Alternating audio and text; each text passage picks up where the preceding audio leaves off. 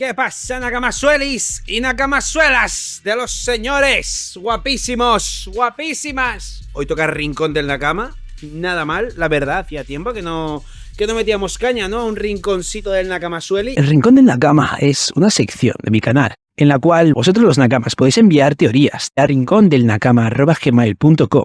Teorías las cuales con el tiempo, con mucho tiempo de retraso, puedo leer aquí en esta maravillosa y preciosa sección.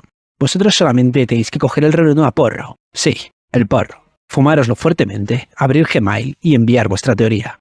El Tito V la leerá encantado. ¿A qué fecha es esto? Julio. 9 de julio. Teoría de Joy Boy. Muy buenas a todos, Nakamas y a Ander. Ah, yo no soy tu Nakama. Yo no soy tu Nakama, ¿no? Vale. Bienvenidos a esta nueva teoría de One Piece, en la que os hablaré de la historia de Joy Boy y cuál fue su verdadero nombre. Ojalá os guste mucho y paséis un buen rato oyéndola. ¡Comenzamos! Tras la gran revelación del capítulo 1114, en el que Vegapunk ha contado que Joy Boy fue el primer pirata de la historia, seguimos sin saber muchas cosas acerca del mismo. Entre otras, cuál era su nombre. Es verdad, Joy Boy tiene un nombre. Joy Boy tiene un nombre, tío. Para que la teoría quede bien cohesionada, a continuación expondré los elementos que he utilizado para fundamentar esta teoría. Diré cuál creo que era su nombre y luego trataré de contar en orden cronológico lo que considero que fue la historia o cuento de Joy Boy, ¿vale? Me gusta como una especie como de teoría general, una historieta, ¿no?, de Joy Boy, me mola. Por todo ello, primero haré una recapitulación de todo lo que se nos ha contado de él en One Piece hasta el momento. Joy Boy es el título de quien fue el primer pirata en surcar los mares, que peleaba como Nika, estirando su cuerpo, y quien dejó al menos una parte del gran tesoro del One Piece en la isla final del Grand Line, llamada Laugh Tale. Información que fue confirmada por Roger en el capítulo 967 que estáis viendo. Por su parte, el libro llamado La Enciclopedia de las Cosas que Nunca Existieron, del cual es muy probable que Oda se inspirara, contiene la leyenda de Joy Boy y narra lo siguiente. Esto me parece súper heavy, ¿eh? O sea, literalmente ha creado a un tío que tiene casi la misma postura, o sea, más o menos, entiéndase, ¿no? El gestito, el tambor, por los tambores de la liberación. Joy Boy es un personaje antillano que personifica la necesidad humana de bailar, cantar y festejar. Es pariente del señor de los bailes que inspira a los festivales en los países más fríos. Y parece probable que llegara al Caribe en uno de los primeros cargamentos de esclavos del África Occidental. Joy Boy siempre sonríe entre las flaquezas y preocupaciones de la humanidad y cura todos los males haciendo sonar un ritmo irresistible en su tambor.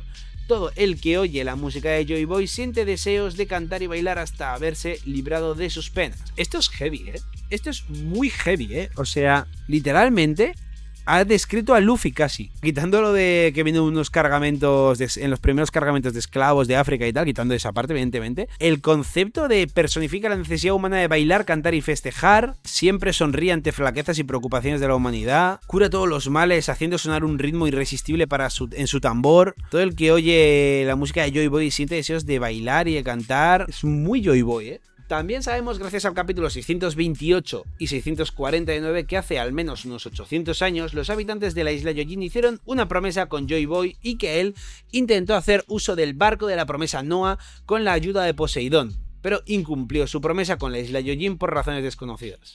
Esta promesa quedó grabada en un poneglyph que, como dijo Robin, era una carta de disculpa. O sea, un poneglyph que literalmente no aporta nada, es solamente disculparse. Siguiendo la teoría del diluvio universal, vaya teoriote, te la marcaste, ¿eh? O sea, justo, mandaste la teoría, no sé al cuánto tiempo la leí yo y al mes se confirmó, tío. Qué fuerte. Siguiendo la teoría del diluvio universal, en la que contaba los motivos por los que creía que el mundo de One Piece sufrió una gran inundación. En ella contaba que el propósito del barco Noah era para salvar y ayudar a la mayor cantidad de personas posibles de la destrucción que habría causado aquel cataclismo provocado por el hombre hace unos 900 u 800 años. En este mito judeocristiano, Noé, construyó una enorme arca para sobrevivir al diluvio, pero el secreto y la clave de esta teoría está en el significado de ese nombre, y es que Noah proviene del hebreo, en concreto de la palabra Nuak, que significa reposo o calma. El One Piece es el tesoro que Joy Boy dejó en Laugh Tale, pero lo que no muchos saben es que el término One Piece es a menudo acompañado de un pequeño texto que se traduce como el gran tesoro Hitotsunagi, que actúa como un descriptor separado y más tarde como texto base para One Piece en katakana. El significado exacto de Hitotsunagi aún no ha sido aclarado, habiendo tres posibles lecturas.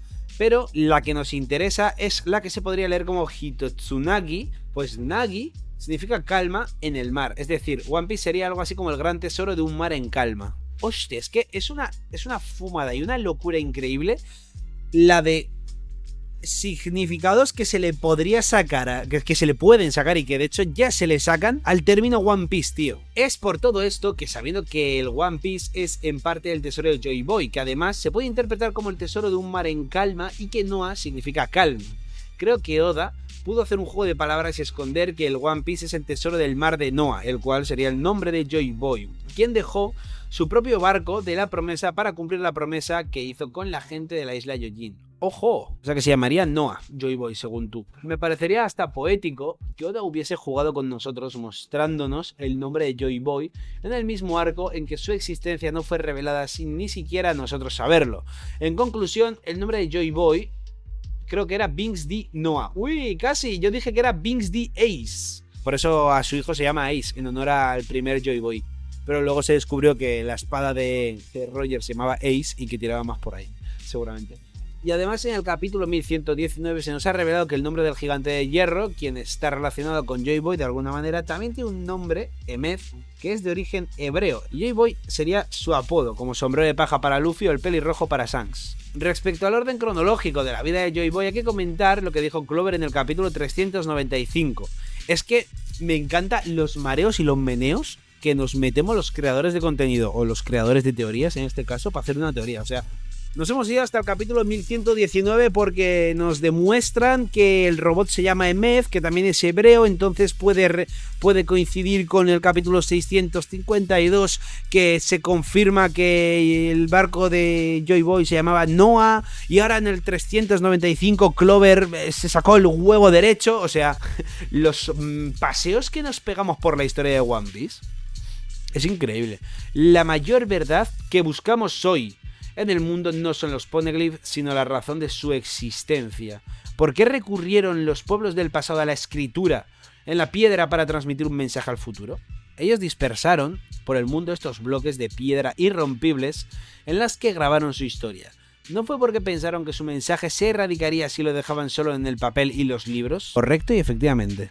Esto creo que significa que primero sucedió la inundación del mundo y que esta fue el motivo por el que 100 años de historia fueron borrados. Este cataclismo causó que la historia contada en papel y libros fuera borrada de la faz de la Tierra, ya que, como dijo Vegapunk en el capítulo 1115, si el mundo fuera como antes, el acto de borrar 100 años de historia sería simplemente impensable e imposible. Entonces, es por esto que, una vez que subió el nivel del mar 200 metros, los supervivientes del Gran Reino y aliados fueron conscientes de que la única forma de contar la verdadera historia de lo sucedido durante el siglo vacío era grabarla en los bloques de piedra irrompibles llamados poneglyph, que, como hemos visto, se han mantenido inmutables a lo largo de 800 años, por lo que han cumplido su cometido a la hora de contar la verdadera historia con creces, y esta fue la razón de su existencia, para resistir otra posible inundación. Pues sí. De hecho, yo tengo una, como por añadir un poco teoría a esto, yo tengo una mini teoría de que los poneglyphs pudo repartirlos Lily por el mundo con ayuda de Toki. Tú imagínate que le das a Toki un poneglyph y viaja al futuro. Eso sería muy loco, porque imagínate que viaja 100 años al futuro. Automáticamente ya hay 100 años en los que un poneglyph no se va a poder tocar. En ese presente, ¿no? En el anterior, desde donde ha viajado, porque estará desaparecido. Imagínate que va haciendo eso hasta la época de Oden. Claro, o sea, nadie, ni Im-sama, podría haber encontrado hasta la época de Oden los poneglyphs, o por lo menos todos los poneglyphs. Eso puede estar muy guapo porque estaría imposibilitando que hasta dentro de 800 años no se encuentre Laugh Tale, que es lo que consiguió Roger. Y también sabemos que hasta ahora Joy Boy ha sido el único personaje mencionado que ha escrito un poneglyph y su ubicación es en el bosque marino de la isla Yojin. Por tanto, sobrevivió a la inundación y actuó como pirata tras la misma. Lógico que se hiciera a la mar como pirata cuando todo el mundo estaba inundado. No, y es que acabo de caer en que además tiene más sentido lo de que entre Joy Boy y Lily fueran enviándose esto al futuro, porque Toki hemos visto que puede mandar al futuro a la gente sin irse ella al futuro. Lo hemos visto con los samuráis. Entonces, pueden ir como piratas navegando y que la aventura que hace Joy Boy como primer pirata es repartir los poneglyphs por el mundo, porque tú cuando viajas al futuro con la fruta de Toki, lo que haces es viajar al futuro y aparecer en el mismo sitio. Entonces, si van con el poneglyph, imagínate, van con un poneglyph hasta Arabasta, toca el poneglyph Toki y lo manda al futuro. Ella se queda en el presente para poder seguir mandando poneglyphs al futuro. Entonces Joy Boy recorrió por primera vez todo el mundo, como pirata que fue, el primer pirata, recorrió él por primera vez todo el mundo, repartiendo los poneglyphs por todos los lados, en diferentes épocas temporales. En plan, esto mándamelo 10 años más tarde. Esto mándamelo 200 años más tarde. Ojo, me voy a apuntar eso porque cuidadón. Hacen como la aventura inversa, ¿no? Como que Joy Boy se lo pasa bien y hace su aventura repartiendo los poneglyphs, y Luffy hace su aventura pasándoselo bien recaudando y recolectando los poneglyphs. Esta es una de las cosas que más mola de la comunidad, desarrollar ideas a partir de las de otros y darles formas propias. Ya ves, totalmente. Vale, vamos a seguir explicando todo lo anterior. A continuación vamos con la narración en orden cronológico de lo que creo que fue la vida de Joy Boy. Algunas de las cosas que voy a contar ya es historia y otras son mis especulaciones. Ojo, pues vamos a ello, guacho. Ahora unos 1500 años, un gran reino floreció más grande que cualquier otro, imponente ante los ojos del mundo por sus increíbles avances tecnológicos que los hacían los más poderosos del mundo y cuya forma de gobierno era una mezcla entre monarquía y democracia, pues 10 reyes encargados de gobernar serían elegidos por todos los ciudadanos en elecciones periódicas. Este era el gran reino de Atlantis.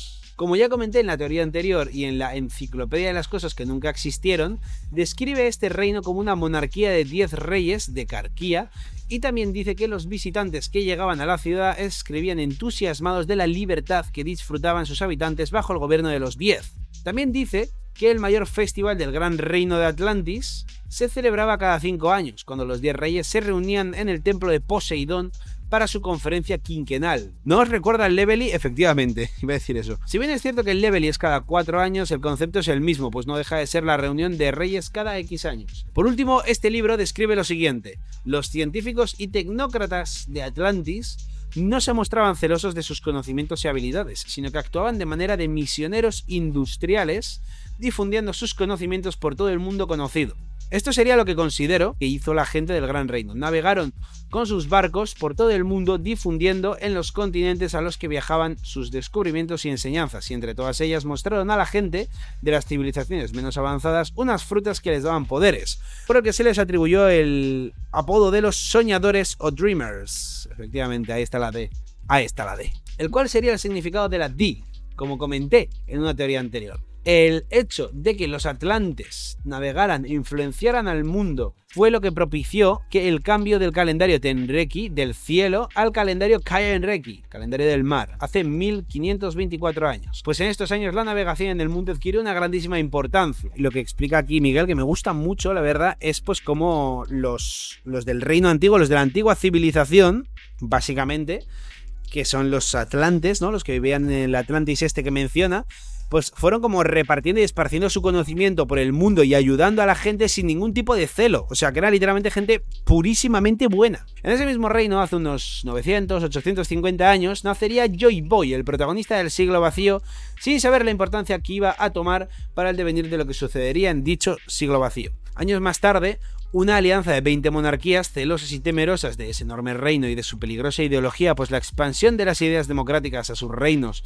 significarían que perderían todo su poder y privilegios, instaurando así la igualdad de todas las personas, motivo por el que iniciaron una gran guerra para derrocarlo, y lo consiguieron gracias al uso de las armas ancestrales. En concreto, creo que su plan fue lanzar un ataque de Urano sobre un continente glacial parecido a la Antártida, como la capa de hielo Jewel vista en el capítulo 719, para subir el nivel del mar y así hundir al mundo, incluido el Gran Reino, quien no pudo defenderse al ser atacados por la mismísima y devastadora naturaleza. Debido a este cataclismo, el Gran Reino quedó herido de muerte y tras ello los 20 reinos fueron hasta su propio territorio para tratar de acabar con ellos de raíz, castigando a los supervivientes a ser esclavos, entre los cuales estaba Joy Boy. Como sabéis, una de las consecuencias directas e instantáneas de la guerra es que el vencedor esclaviza a la gente del reino vencido, y esto fue lo que también sucedió en el Gran Reino, y además la esclavitud es un tema importante en en One Piece, joder, y tanto, de los más importantes. Básicamente, literalmente. Los supervivientes del Gran Reino, ahora esclavos, fueron usados como mercancía, transportándolos a distintos reinos y lugares del mundo. En uno de esos cargamentos de esclavos iba el joven Joy Boy, quien quizás ya había comido la fruta Ito Ito modelo Nika. Entre otros trabajos, como esclavo se dedicaba a plantar y recoger arroz. Quedaros con esto que volveremos después. Ya sé por dónde va a ir esto. Ya me lo estoy viendo los sombreritos. Pero en algún momento consiguió librarse de la crueldad de la rueda de la esclavitud montando una revolución y huyó junto a otros esclavos, robando un barco para huir y haciéndose a la mar. El hecho de que Joy Boy fuese un esclavo que se liberó lo baso en la leyenda de Joy Boy antes mencionada. Es por este motivo que creo que el Joy Boy de One Piece fue durante un tiempo esclavo del gobierno mundial y que consiguió huir al mar con una tripulación y comenzó la piratería. Encaja mucho con el Joy Boy de la enciclopedia, ¿no? Que fue esclavo, que llegó en uno de los primeros barcos esclavos y que a pesar de las adversidades y tal, como sabemos, Joy Boy luchaba como Nika, la divinidad solar que adoraban los gigantes y también la raza de los Buccaneers, de la que descendía Kuma y su padre Clark. Por tanto, es lógico asumir que Joy Boy podría ser de la raza Buccaneer y por esto conocería la leyenda de Nika, el cual fue su inspiración para liberar esclavos a lo largo de todo el mundo y traer sonrisas y felicidad a todos. Sumado a todo esto, el pecado capital que comenta Saturn en el Cap 1095 que cometieron los Buccaneers habría sido el inicio de la piratería, pues habría sido el Buccaneer Joy Boy el que inició efectivamente la piratería. ¿Pero qué es la piratería?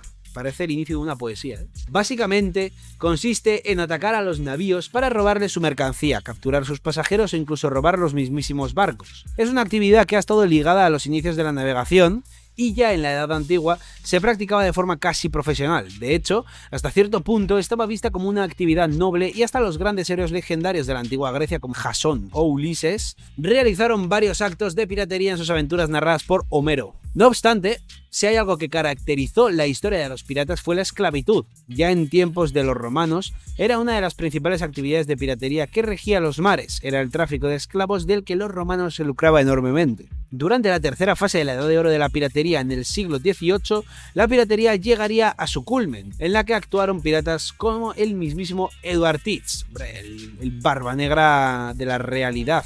En esta época, las conocidas como rutas triangulares entre las potencias coloniales eran el principal objetivo de los piratas. Estas rutas llevaban armas y bienes manufacturados a África para que éstas fueran intercambiadas por esclavos, que posteriormente se llevaban a América para exportarles de allí materias primas como azúcar o tabaco. Gracias al trabajo de estos esclavos y finalmente todos estos productos terminaban en Europa, reiniciándose así otra vez el ciclo de todo lo necesario para un pirata. Sin embargo, la banda pirata de Joy Boy no traficaría con esclavos, sino que serían piratas peacemain y se dedicaban a atracar a los barcos del gobierno mundial para liberar los esclavos que transportaban, robándoles sus mercancías y riquezas. En realidad, los actos de la banda de Joy Boy eran bondadosos, pero aquellos que ostentaban el poder los señalaron como villanos y por eso los llamaron piratas. O sea, un poco Robin Hood, ¿no? El Joy Boy. Liberaban a esclavos porque no querían que nadie más sufriera su destino, y fue entre los esclavos que salvaron el motivo por el que su leyenda pasó de generación en generación, recordando como si del mismísimo dios del sol Nika se tratara, pues no solo luchaba como él, estirando su cuerpo,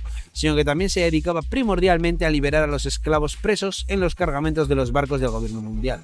Como os he dicho, creo que Joy Boy y su banda, en su etapa como esclavos, estaban obligados a realizar labores agrícolas, entre ellas a plantar y recoger arroz, un signo distintivo de los granjeros de arroz, aquí está, que es cuando estaban plantando suelen llevar sombreros de paja. Como seña de identidad y orgullo, a pesar de su pasado como esclavos, adoptaron el sombrero de paja como la seña de identidad de la banda de Joy Boy, sombrero de paja que fue pasando de generación en generación, y como esos piratas provenían del Gran Reino, posiblemente llevaban la D, de Dreamers, en su apellido. Como expertos en arroz, fue la banda pirata de Joy Boy la que fermentó el arroz gracias al hongo koji y elaboraron su propio sake. ¡Hostia, qué god, ¡Qué hilado, ¡Qué bien hilado esto! El sake de Binks que daría nombre a la canción pirata que ellos mismos crearon. Opino que esto fue así porque Luffy en el capítulo 1045, cuando está en Jar 5, dice una frase del sake de Binks: al final acabarás siendo huesos, que podría ser la personalidad de Joy Boy saliendo a relucir mínimamente. Tras años como pirata, Joy Boy y su tripulación fueron vencidos en algún punto a finales del siglo vacío, pero no sin antes haber dejado su gran tesoro en la isla final del Grand Line y haber contado su cuento de risas que emocionó e hizo reír a Roger y a toda su tripulación. Hasta aquí la teoría, Nakamas. Espero que os haya divertido, Miguel. Me parece muy guapa la teoría. Es que no esperaba... Es que, Miguel, es que me haría el sorprendido, pero es que no esperaba menos de ti. O sea, acertaste que el mundo de One Piece se inundó. Yo ya después de eso, tío. No, pero en general me gusta mucho porque además es como una lectura muy amena, tío. Tus teorías. Ahí pones algunas imágenes, siempre está bien redactado y sobre todo, y lo más importante, lo que cuentas es interesante, ¿sabes? Entonces, sinceramente me gusta mucho la apuesta, con lo que mis 10s, si estáis viendo esto en YouTube, pues como siempre me encantaría pediros que vayáis ahí debajo y le deis al botoncito de suscripción, porque además si os suscribís hoy vais a tener mucha más suerte, porque estáis viendo a Quinto sin gorra, ¿vale? Y eso da buena suerte, así que no seáis tontos, no seáis lentos y entrar a suscribiros, porque Quinto siempre está con gorra. Un besazo enorme y nos vemos pronto con mucho más contenido en Nakamasuelis. Chao, chao.